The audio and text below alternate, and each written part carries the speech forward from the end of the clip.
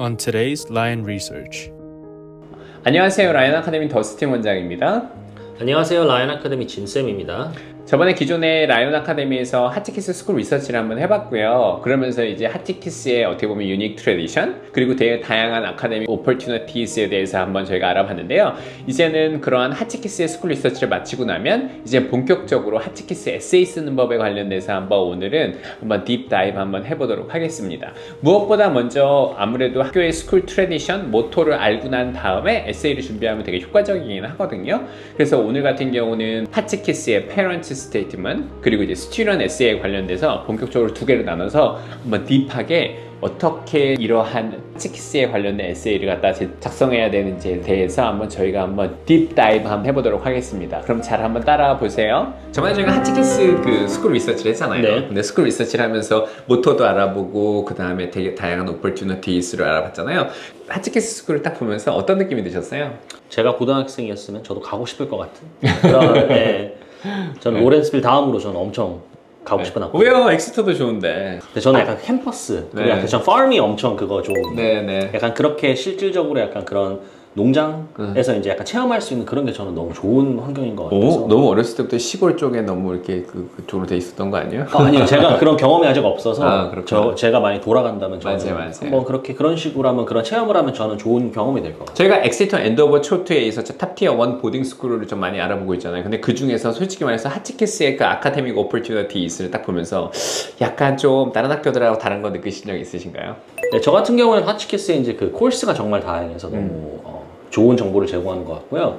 예를 들면 Infection and Immunity, 에피데미알러지 같이 어떻게 보면 솔직히 말해서 트래디셔널 하이스쿨에서는 좀 보지 못할 과목들이긴 하죠. 네, 그리고 이제 학생들도 이제 최근에 코비드가 이제 유행했기 때문에 어떻게 보면은 이런 기회로 약간 보통 학교에서 많이 배우지 않는 그런 과목을 통해서 특히 스템 쪽에 관심 있는 학생들은 이런 코र्스를 통해서 이제 약간 take advantage 할 수 있을 것 같습니다. 이제 오늘은 스튜던트 에세이부터 갈까요? 페런츠 에세이부터 갈까요?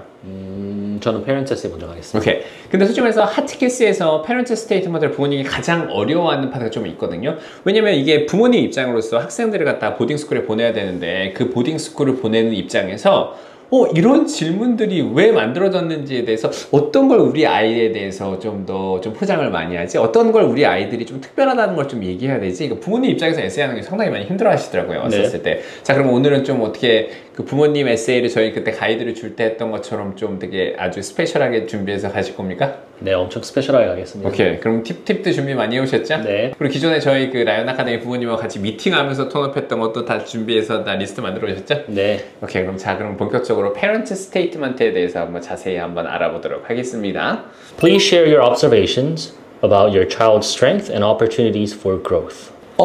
자, 이 에세이 같은 경우는 어떻게 저희가 좀 접근을 해야 될까요? Understanding the problem 얘기를 해본다고 하면 네, 즉 쉽게 말해서 본인이 이제 자녀분의 장점을 말하고 그리고 이제 잠재력, 그거를 한번 서술해 보시고 저는 이렇게 간단하게 보시면 될 것 같습니다. 근데 이게 자꾸 포텐셜을 갖다가 어떻게 서술한다는 게 솔직히 말해서 내 아이인데 얼마나 이뻐요. 근데 솔직히 말해서 그 아이가 갖고 있는 포텐셜을 갖다가 얘기를 할 때 어떤 건 좀 해야 되고 do's and don'ts 이런 것들이 좀 있잖아요. 네. 자, 그럼 여기서 봤을 때 do's부터 한번 가볼까요? 그럼 어떤 거를 좀 이 에세이를 갖다가 한다고 하면 어떤 부분에 유의해서 무엇을 좀 해야 될까요?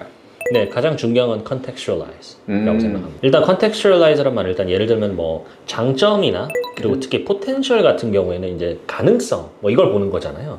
이 가능성이 제가 그 contextualize라고 말씀을 드리는 건 기존의 학생의 레주메를 잘 아셔야 됩니다. 맞아요. 왜냐하면 이게 갑자기 뭐 무에서 유를 창조하는 게 아니라요.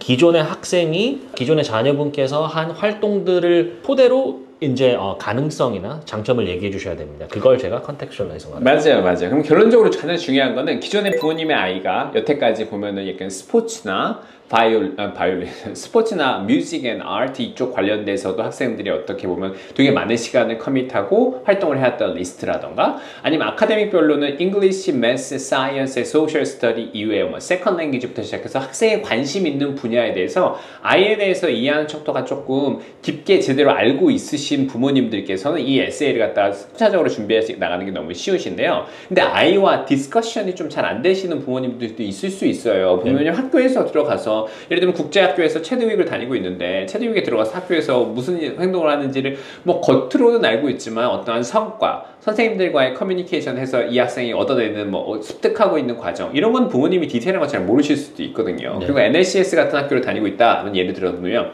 학교 안에서 부모님은 이제 라이드에서 학생이 들어가 있지만 실제적으로 어떤 걸 공부하는지에 대해서는 솔직히 말해서 어머님들 지인들끼리 어머님 턱 이렇게 얘기해서 많이 알게 되거든요. 자 그렇다고 하면은 컨텍스츄얼라이즈를 할 때 이 학생이 어쨌든 스페셜 탤런트나 아카데믹 어쨌든 액티비티를 엑스트라 커리큘러 액티비티를 갖다 좀 가미해야 되긴 하는데 이게 좀 많이 힘들단 말이죠. 힘들죠. 그럼 어떻게 해야지 부모님들께서 좀 이걸 좀 캐치를 좀 잘 하실 수 있을까요?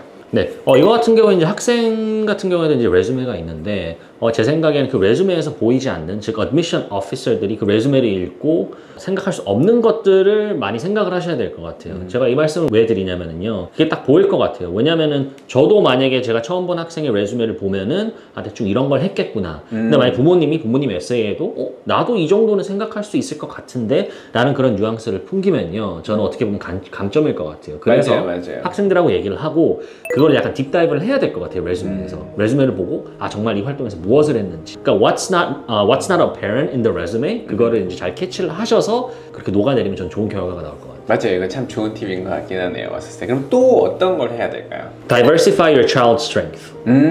어쨌든 학생의 장점에 대해서 제대로 알고 있어야 되는 건 정말 중요한 포인트겠네요. 자 그러면 어떻게 그 diversify 그걸 할 수 있을까요? Coming up next on Lion Academy.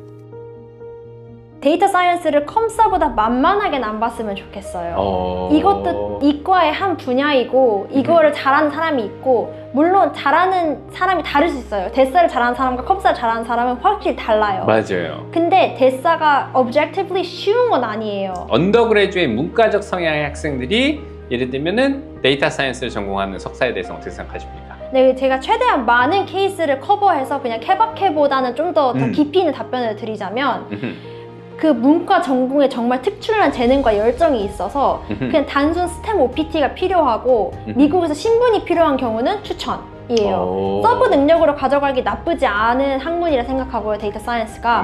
스템 OPT는 미국에서 정말 강력한 무기이기 때문에 어차피 본인 도메인에서 취업이 가능할 것 같은 스펙을 이미 쌓으시고 신분만 해결되면 된다. 이러면은 정말 좋은 기회일 수 있다 생각하고요. 반대로 자기 본인 도메인에서 취업이 어렵고 데이터 쪽으로 석사만 하면 취업이 될 수 있지 않을까 하고 생각하시는 분들은 비추천이에요. 정말 클리어한 답이네요. 맞았어요. 네. 자 그럼 데이터 사이언스가 이렇게 핫하고 막 이렇게 되는데 솔직히 말해서 얘기가 많이 나오고 있는데 컴퓨터 사이언스 vs 데이터 사이언스 할 수 있다면 컴사 하세요. 왜냐면 이게 컴사는 좀 더 명확한 기술이에요. 기술과 그 소프트 스킬의 영역 중에 기술에 훨씬 치우쳐져 있어요. 반대로 데이터 사이언스는 하이브리드예요. 근데 이 하이브리드가 기술과 그 무엇이에요. 그 도메인이 바뀌어요. 그래서 커리어의 연속성에 좀 제한이 있을 수도 있고요. 반대로 그 플러스 알파를 더 특출난 사람들에게 일자리를 뺏길 수도 있어요. 예를 들면 뭐 PM, 프로덕트 매니저 분들이 데이터를 정제관 누가 해주면은 그 지표들을 더 잘 해석하시는 분들도 있으시고요. 데사는 이 지표 해석과 지표 만들기를 둘 다 할 줄 알아서 데사인데 이 지표가 점점 자동화로 기술의 허들이 낮아진다면은 이 인사이트를 가지고 경쟁하는 과정에서 다른 도메인 분들께 밀릴 수도 있다 생각하거든요. 그러네요. 근데 반대로 컴사는 기술적 허들이 더 높기 때문에 그 코딩을 하고 개발을 할 수 있다는 그 장점만으로도 더 많은 기회가 올 수 있어요. 자 그렇다고 하면 또 이거 갖다 단순하게 비교하기가 너무 어려워서 오히려 이럴 경우는 솔직히 말해서 되게 쉽게 보는 방법도 하나 있거든요. 아주 단순하게, 더 극한의 단순하게 얘기를 하면은 일반적으로 컴퓨터 사이언스로 연봉을 갖다 뭐 이렇게 정확한 건 다르긴 하겠지만 그래도 일반적으로 컴퓨터 사이언스에 딱 언더그래주에이트 졸업하고의 연봉과 데이터 사이언스의 연봉이 비교가 가능할까요? 네, 동회사 동직급의 경우는 개발자가 조금 더 많이 받아요. 이거는 미국의 연봉 사이트들에서 투명하게 확인해 볼 수 있고요. 아, 그걸 잘 모르실 분이 있어서 컴퓨터 사이언스가 훨씬 더 높다, 대략적으로? 조금 더 높아요. 조금 더? 조금 더 높은데 보통 데이터 사이언스는 그 같은 직군에 입사하려면 석사가 필요해요. 개발자는 필요 없지만요. 그렇구나. 그러니까 결론적으로 어떻게 보면은 연봉 면에서도 솔직히 컴퓨터 사이언스가 낮지도 않고 네. 어쨌든 데이터 사이언스는 석사를 갖다 좀 많이 해야 되는 그런 것도 있고 그래서 좀 차이가 나는 것도 있겠네요. 왔었을 때. 네네. 컴퓨터 사이언스에 대해서 왜 이렇게 사람들이 미래가 밝고 계속 얘기가 나오는 걸까요? 그 컴퓨터 사이언스는 인간이 기계와 소통할 수 있게 해주는 학문이에요. 그래서 인간이 기계를 이용하려면은 뭐 저희가 보통 전자기기를 보면은 설명서 보고 버튼 누르고 이런 게 있잖아요. 맞아요. 그건 다 이미 소프트웨어 엔지니어들이 통역을 해놔서 저희가 이해할 수 있는 언어로 더 순화를 시켜놨기 때문에 가능한 거고 실제로 기계와 이 말을 하려면 정말 로우 레벨 프로그램 복잡한 식으로 기계에게 특정 언어로 소통을 해야 돼요. 그래서 이거를 효율적으로 가능하게 하는 게 CS라는 학문이에요.